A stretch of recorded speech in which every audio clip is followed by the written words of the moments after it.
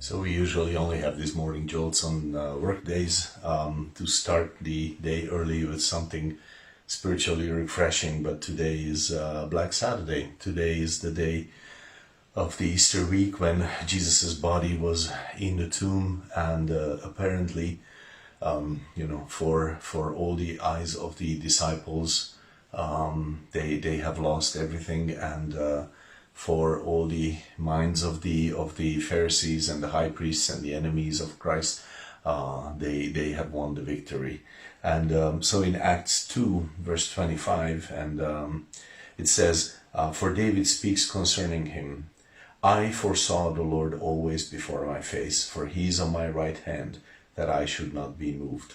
A living Lord. Okay, verse 27, because you will not leave my soul in hell, neither will you suffer your Holy One to see corruption. There is the promise about Jesus not seeing corruption in the grave. He seeing, this is verse 31, he seeing this before spoke of the resurrection of Christ, that his soul was not left in hell, nor did his flesh see corruption. So this is an amazing statement by by Peter on the day of Pentecost, where he expounds on the miracle of Christ's death and his resurrection. And this is so important for us on days like this. In the most painful reality of death, the truth and the hope of resurrection is paramount for us. It is something to hold on to in these times, especially in the midst of I was going through some really great loss, and I overheard someone was talking about me, and they didn't realize, but I was standing behind them, and they said, yeah, religion is a good crutch at these times, and I thought, he doesn't know what he's talking about, for three reasons. I mean, everything he said was wrong, basically, for three reasons. One is, I don't have religion, I have faith. Religion doesn't help you in time of loss. At a time like this Black Saturday, religion doesn't help you. It just gives you something to occupy with. It doesn't help you. It just gives you something to be busy with, okay?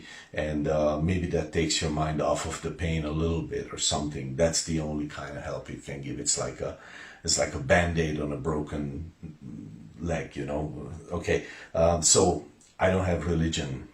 So he was off on that. Then also, my faith is not a crutch, okay? It is not, okay, but it affects all of my life. It's not something that I lean on when the going is too hard or something is too steep to climb up on and I need some help. That's religion in many people's eyes and lives. But my faith is not like that. My faith is like the air I breathe, okay? It influences my whole life, okay?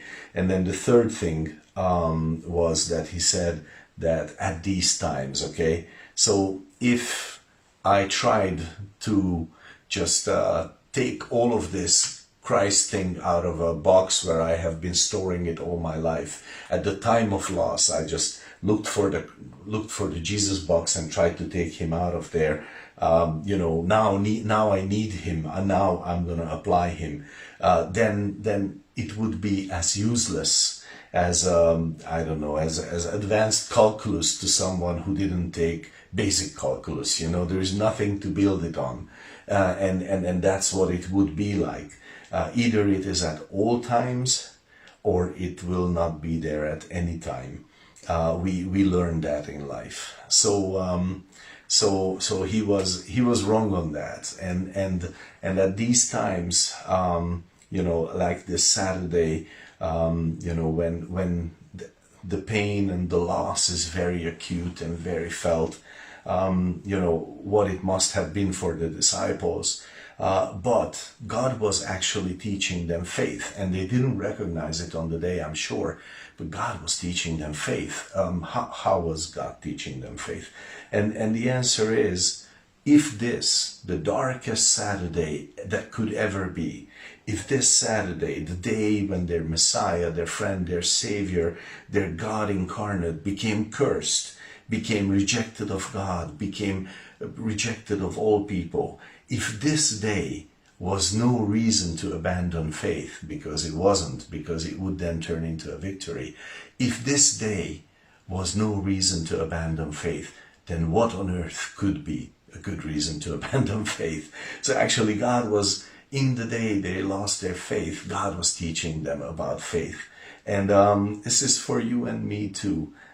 In light of that Saturday and then that Sunday, in light of all of that, whatever could be a reason to quit walking with God? No, not sickness, no, not past, nor present, nor future, nor demons, nor angels, nor principalities, nor powers, nor anything really is a good reason for us. Not even our own death, is a good reason to stop walking with God. If that Saturday and that Sunday was no reason, then nothing is. And that's just, I think, an awesome thought for today. God bless your day in the Lord.